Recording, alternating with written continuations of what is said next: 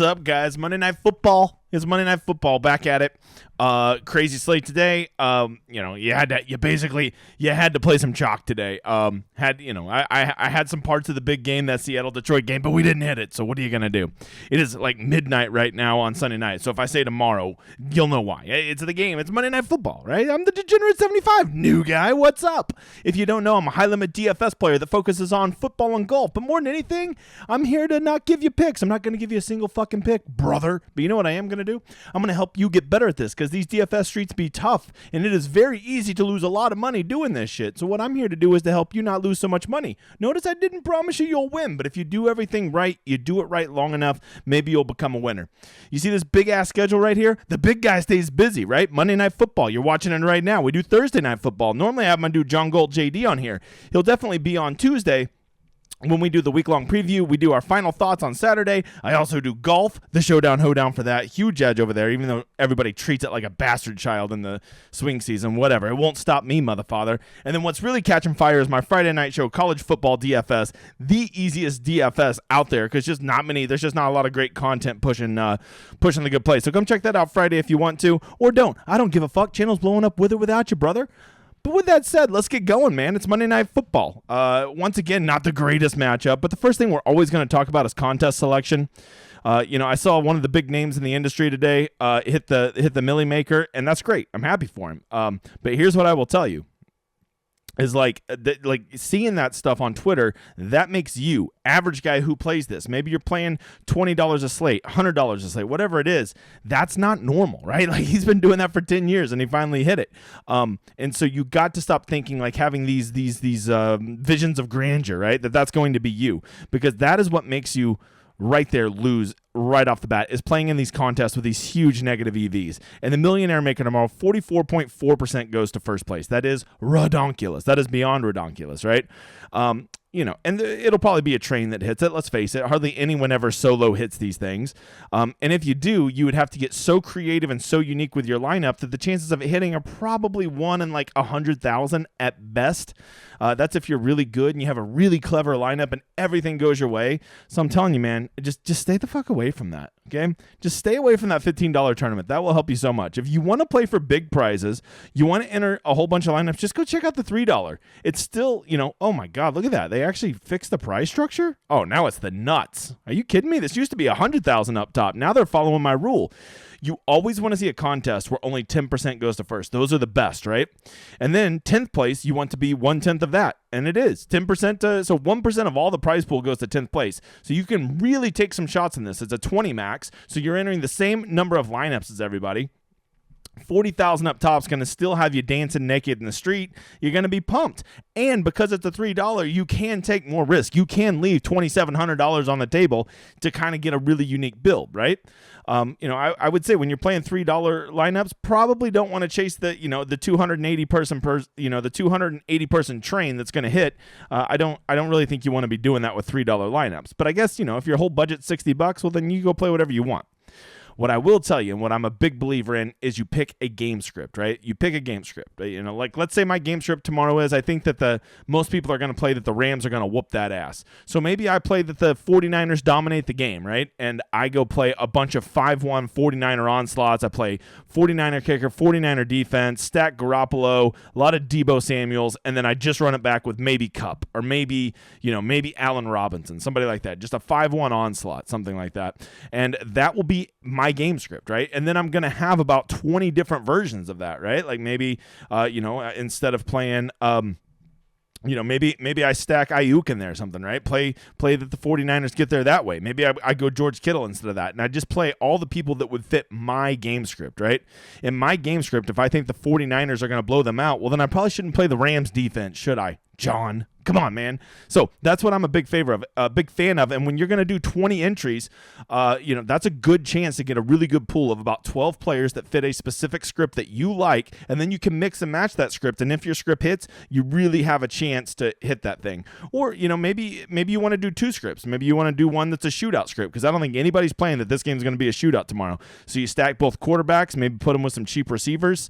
And that's one way to play it too, right? And then you can have a whole bunch of different versions of that. And if you're playing a player pool and you want to play a shootout, well, then I don't really know if you want to have guys like a Darrell Henderson in there, right? I don't really know if he gets there in a shootout, right? He could, but I would probably exclude him from my player pool. I probably want kickers less in a shootout game because wide receivers are going to get there so much more than a kicker is in a shootout game.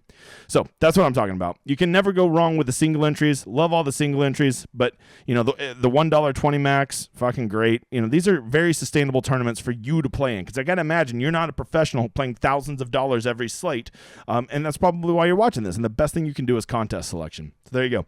Hey, you can't help but notice my channel, not a single fucking ad on here. No pew, pew, pew, skipping ads because I'm independent as fuck. No sponsors, no corporate overlords, no media network. Just one dude growing a channel fast as fuck. I appreciate all you guys. Make sure to like and subscribe. We keep growing fast as shit, and I appreciate it. Look at that, 1.55 thousand. My channel's not even 5 months old. What the hell are we doing? All right, let's keep it flowing here. This is Run the Sims. If you don't know, Run the Sims is, in my opinion, especially for Showdown, without question, the best tool-assisted site out there. You get to put in all of the inputs that you like and then run the Sims, and it'll tell you how often players show up in the optimal lineups based on that script. So if you're playing the shootout script, maybe you don't want to have the Rams at 20 points. Maybe you want to jump the Rams up to 28 and jump the 49ers up to 29 or something like that, right? And that's going to change all the inputs. Maybe you think this game plays a little bit faster. You can go change the pace, all of that, right? We're just going to look at the generic inputs today because, you got to pay for the site. If you do go over there, use my code, get you 20% off. DGEN75, DEGEN75. Just try it out for a week. I promise you'll love it. So right now you can see the line is 42.5 for this game. 49ers favored by 1.5 at home. Slightly surprising, I guess. Like if you would have just asked me like who I would have thought the Rams. So maybe the counter. Maybe I'm wrong. Maybe the Rams onslaught is the play because they're dogs, right? So we're gonna have to see. Any injuries of note? Van Jefferson's still out, obviously, right? He's really the only one of note for the Rams. Looks like the Rams are pretty healthy other than that. For the 49ers, of course, Trey Lance is on injured reserve, so they got Jimmy Garoppolo starting. So you're going to have to be a Jimmy Garoppolo truther because 10,000 is a pretty hefty price tag for old Jimmy G. Elijah Mitchell and Tyrion Davis Price are out. And that's really the significant injuries there, right? So that's pretty important. So you just go over here. We're going to run the Sims, and we're going to look at the numbers and talk about who are going to be some plays and what are some strategies for you to possibly employ for this slate. So with the game being a 42-point favorite, you have to think just inherently people are going to want to rely on kickers and defenses more. When there's lower overall totals, people like kickers and defenses more because those kickers and defenses get there more often. They're going to get there more often than, say, a third receiver or a backup running back is. And so those positions become more valuable, especially when those totals are under 45, right? And this game is way under 45. So as you can see, the most optimized player, they don't have ownership up yet because, as I told you, it's midnight, so this will be up. But you can see Cooper Kupp shows up in the optimals because he's a target monster. He shows up in it 72 times, right, or 72% of the time. 31% is the captain. That's a very high leverage rate, right? So let's say Cooper Kupp is going to be 20% owned as captain tomorrow. Let's face it, he's probably going to be higher than that, right? But if he was going to be 20% owned, you would want to be playing Cooper Kupp at your captain because he's a high leverage player because he's going to show up in the captain spot more than he's going to be owned. But if you think that we're talking Cooper Kupp 40% owned in the captain spot tomorrow, well, then he's going to be a negative leverage player. And so that really matters, and these are things that we need to consider. So you really want to have ownership that you can trust. Over on my Discord, we provide all the ownership over there, our sims and our projections. Me and John Galt JD do. Also provide him the old, check this out, the Rosetta Stone that I made for him, which kind of, if you don't have time to analyze this shit 40 hours a week, I break down every game, players you should target, who you should target, stacks you should target, stuff like that. Make that available to everybody on my Discord. While I'm here, let me just go ahead and thank them all. They're all over on my Patreon. If you want to sign up, the shit's going just as crazy as the YouTube channel. Thank you to all these guys. It's the reason I don't have ads on this video, that and I'm not a fucking poor. All right, so if you are looking to play tomorrow, you got to be asking yourself, like, where the most important spot. If you don't know this new guy, you're just getting into Showdown. I get it. It makes sense you would come to the Showdown Hoedown. So I appreciate you being here. It all comes down to the captain spot, right? It's about captain, correlation, script. That is the key, right? You want to have a lineup that has a captain that's going to be the highest scoring guy per dollar usually. preferably just highest overall, right? You want to have a lineup that's correlated, that makes sense, right? That like this guy, when this guy scores, this guy also scores. That usually comes in the form of stacks and stuff like that, right? And then the last one, of course, is game script. If you were running a game script that the 49ers are going to be way ahead, right? Or you know, like the 49ers are going to be playing from behind. Let's say you want to go with a counter one that the Rams are going to be up. Well, then you got to start liking their pass catchers more in that scenario, right? Whereas if you're playing the 49ers from ahead, I like Deebo Samuel a lot more than that because I think Deebo Samuel will get probably a handful of carries tomorrow. And when they're up, I think they're just going to get him the ball. They're going to be throwing shorter passes, and he is a much more possession-type receiver, and they're not going to be chunking the ball down the field. Whereas if they're behind, I would actually like somebody like Brandon Ayuk more or Jawan Jennings, right? Those are the kind of guys I want to be targeting in that script because if they're behind, they're going to be throwing the ball down the field more. Those are the more down-the-field guys, whereas if they're ahead, give me more Deebo Samuels, Jeff Wilson Jr. type guys, right? George Kittle would be another good one. So that's what I'm going to, that's how you let the game script dictate your player pool. And I think that's one of the most important things you could do. That's my opinion, brother. And if you want, there's multiple scripts, right? In each script, you're gonna kind of have a different set of players. Me and John Gold JD talk about all the scripts we like and who would be some players we'll play from that. We do that for our Discord video 2 hours before tomorrow. All right, so I think it really comes down to one question. Do you have the balls to fade Cooper Kupp? And let me just go ahead and tell you, like, if you have the balls to fade him and somehow, you know, heaven forbid he gets hurt or, you know, gets a weird game script or the 49ers just really key on him and take him out of it, well, then you're going to have mega leverage on the field. But let me ask you this. When you go look at the inputs, we are putting him in there right now at 33%. That is a target monster, right? 33% of all of them are going to be going to Cooper Kupp. When you have that many targets and you're that efficient at catching it, you almost have to ask yourself, how does he not get there? I don't even really think you can, in a big enough player pool, I don't think you can completely fade Cooper Kupp, right? But what you can do with Cooper Kupp is maybe you can be different by just saying, I'm never going to play him in the captain spot, right? Because he almost is guaranteed. It just seems like he is guaranteed 15 to 20 points. Like that's his floor tomorrow, assuming he doesn't get hurt, right? And when you have that kind of floor, you almost are going to need that guy in your lineup, especially there's not a lot of huge hitters in this game tomorrow, and there's so many discounts in this game that it's so easy to get him in there. I think that you would be a fool to completely exclude Cooper Kupp from your player pool, but I'm just giving you the option. Maybe you get clever and you don't play him at the captain, right? That's just one way to differentiate, because I think completely fading Cooper Kupp is a fool's errand. Whereas Deebo Samuel would seem like the same guy, right? Like, no way you could fade Deebo. And I agree, Deebo is a badass. And now that he has those guaranteed rush yards, lots of short targets, in the full point reception on DraftKings, it's like it feels like he almost has a 15 or 20 point floor too. But I will say the one thing about Deebo is he does tend to be a little bit more dependent on finding a touchdown. And you never want to depend on a guy for a touchdown to have to get you there. And at 10,400, it's not like he's a bargain, right? So I would say Deebo, you know, is a guy that you could probably just like have a lineup that doesn't have him in it, and that lineup could still get there, right? There is a scenario in which Deebo just isn't that involved, right? Maybe they jump up early, Ayuk catches a big touchdown, Kittle catches a big touchdown, and then they just run a lot of Jeff Wilson Jr. at the end of the game, right? That is a very sneaky possibility. Each team only runs 55 plays. It is a slow-paced game. The 49ers get to have 14-3. They just lean on the Rams the whole game, and Deebo just never really gets involved. That is a real script. Whereas any script that I come up with for the Rams, I can't think of any script, whether they're ahead or they're behind, that Cooper Kupp isn't getting a lot of points. So that's why I'm saying you cannot just exclude Cooper Kupp from your player pool completely, really in any build. Whereas Deebo, in certain builds, I think you could leave him out, and he is going to be highly owned, right? And I would guess he'll probably be somewhere in the 50 or 60%. You just check back tomorrow. They'll have ownership here on Run the Sims. All right, this is where it gets tricky. I feel like our boy Jeff Wilson Jr. is overpriced. $8,200 for a guy that like kind of gets the bastard treatment at running back, right? It's almost like he's only playing because our boy Elijah Mitchell's out, and then they still like to take Deebo and steal his carries. I think he is going to end up being a high leverage player, right? You can see he's showing up as in the optimal rates 52% of the time. But here's what's really interesting. our flex, he's 13. The captain, he's 13. That's incredible. A 13% time, he is the optimal captain play. That's a very telling number. That's actually a really high number. So because I would actually think 8,200. I would think Jeff Wilson should probably be more around like 7,400. So the fact that he's a little overpriced, he's showing up in the captain's leverage spot, I think that's a great way to make your lineup different, right? Run a Jeff Wilson at captain, and then you run it back with Kupp in the flex spot. And I think that right there, you are having a optimal type build that will not be near as chalky as everybody else. Because I think most people are going to start with Debo, Kupp, Garoppolo, Stafford as their captains, because there's just a lot of easy value on this. Higbee and Kittle are both underpriced. Ayuk is very affordable. Juwan Jennings is affordable. Skourneck is very affordable. The defenses and kickers are always, going to be around $4,000. There's just really easy options to get to pay down this week, right?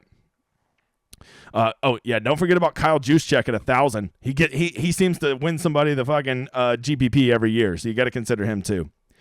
So now the other big question to me is like, what are we doing with the Rams running back, right?